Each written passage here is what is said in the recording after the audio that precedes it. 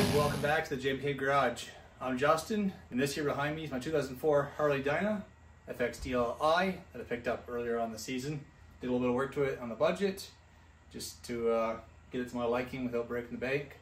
And so far, very happy with the bike. I've rode it about 1,000 kilometers so far. Bike runs pretty good, but with the aftermarket exhaust, Vance & Hines, and the intake here, the bike's not running quite as good as I think it should be. As much as I'd like to get the bike dyno tuned, I just can't justify doing that now, being the cost, and I'd like to get cams in there before I do any extensive tuning. So for now, I picked up a DynoJet Power Vision 3 that I have sitting on the bench over there. I ordered that last night from Royal Distributing, and it just showed up this afternoon. I'm gonna get that on the bike here, do a little bit of testing before and after, and then also after using the auto tune feature to see what kind of gains I can get, not on the dyno obviously, but out on the road, just doing some 3rd, 4th, 5th gear pulls and get a comparison on how much quicker it is with the tuning done. Stay tuned and let's see what kind of results we can get.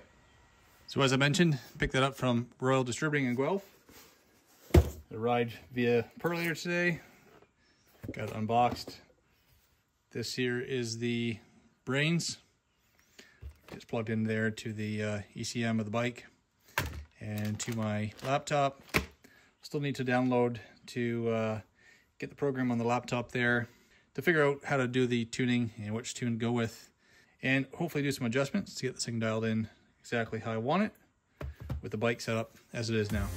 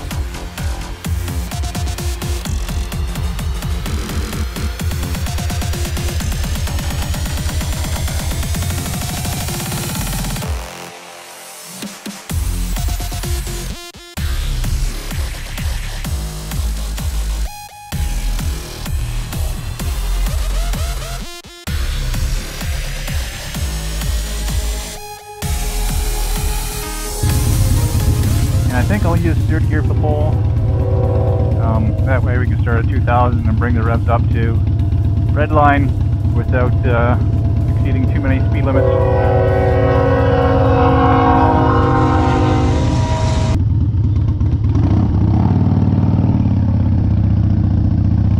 First gear here, 2nd gear, 3rd gear, 2,000 RPM, wide open.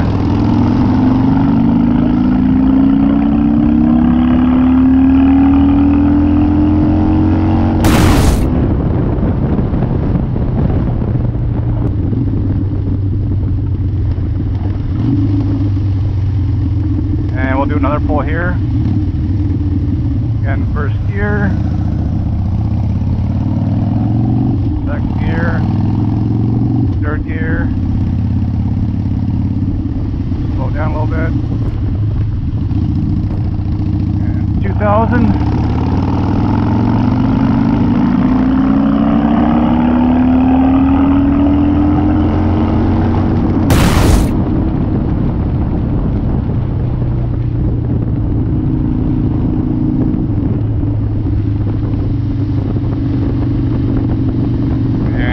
Gear, doing a 4th gear pull comparison.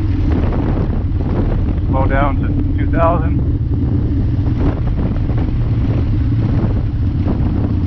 Don't really want to go any slower than that, so 2,000. 4th gear.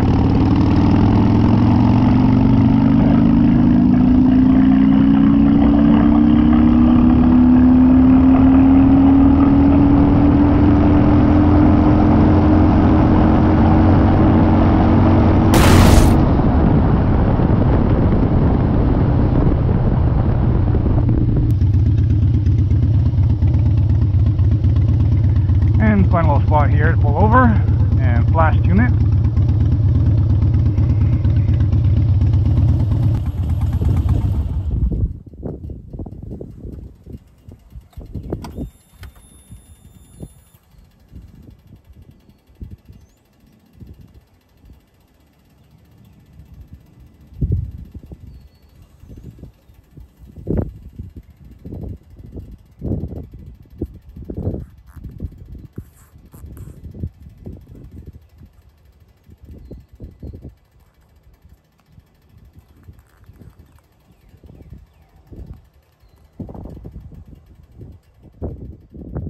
Well guys, unfortunately, as you can see, I have had to remove the Power Vision 3 off the bike. I had mounted on the handlebars there.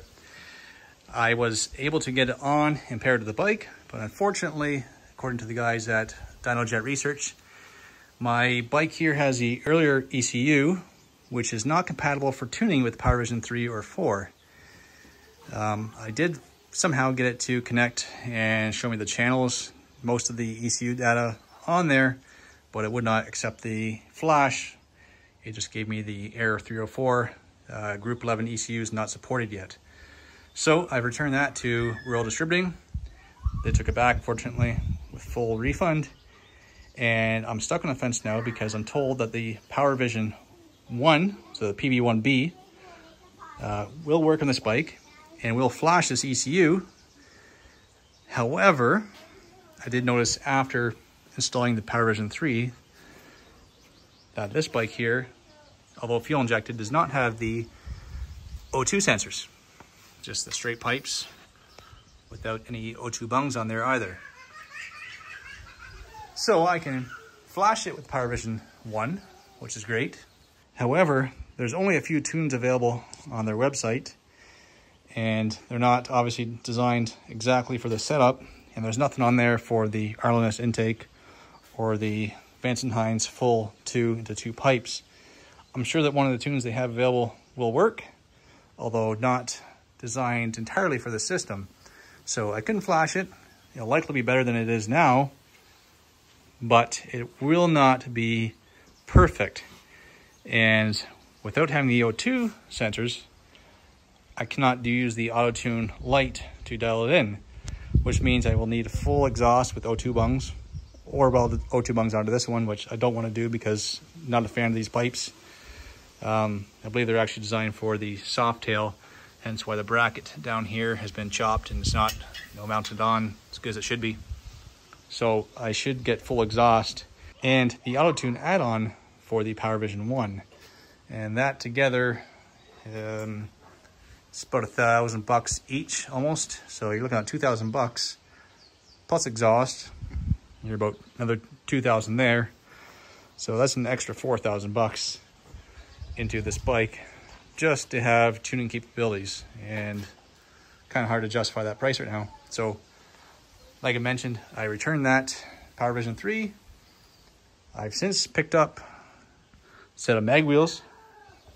Actually, I first picked up this one here for $100. I tried finding a front and I found a few, but none of the guys would get back to me. So I came across a sweet deal pair here for $80 off of an 84 Sportster that the guy converted into a complete custom chopper build. And I think they should look pretty good on the bike in comparison to the spokes. I did a little vote on Instagram and 50% of the people replied that I should keep them black. Obviously not keeping this spray bomb black on here, so it would be powder coated. But I think what would look real nice is to have those chromed. So just waiting on a buddy to get back to me to figure out pricing to have them chromed. If it's a few $100 total, maybe $200 a wheel, probably justify that. Any more, I might as well just save that money and put it elsewhere. So we'll see if we get those chromed or just powder coated. I think if I'm doing powder coating, although everyone says to do black, I would like a gold bronze color, but we'll see. Anyways, today I picked up the sweet set of Drag Specialties 13-inch adjustable height and preload shocks off Facebook Marketplace. These are like $575 from Fort 9. Paid $400 cash for those. Guy bought them for his Sportster, put them on, and quickly sold his Sportster for a Street Glide. So those there are less than 6 months old, and we'll put them on there for some better handling and ground clearance. Let's get to it, get riding again. Well, there you have it. We got the 13 adjustables on there, set to 13 inches exactly, and the bike certainly sits a lot higher. So with the stock shocks the way they were, this fender here was sitting about even with the rim, depending on where the preload was set. Sometimes up around there, but oftentimes it was stuck down there. Definitely sits higher now, and when I sit on it, it has some nice nice movement compared to the other ones that were bottoming out as soon as you sat on them. So take it out for a little test drive here. Just want to add that with the mags I got over here, that Dyna has a 3/4 inch rear axle and a 1 inch front axle. These here have 3/4 inch front and back, so I need to get the adapter kit or proper wheel bearings and spacers and axle for the front. The front wheel is slightly narrower at the hub here than mine, so there's a site online that I found that has the appropriate spacers here to space out the disc brakes. It has the spacers for on the axle, and I believe it uses a 3/4 inch axle to fit these bearings and go through my stock forks. I believe that's how it works. Anyways, I think it's about $100. I need to order that at some point before I put the wheels on. Back wheel, I think, being that it's 3/4 inch axle, I believe the width is the same. Need to verify that, but plan to get those on there this year. Tires are relatively brand new, I'd say. Still have the little nubs on there. Date is late 2019, so they're a few years old, but a lot newer than my 09 2004s that I have on there now. Still good tread, but they're hard as a rock. And yesterday in the rain, got a little dicey.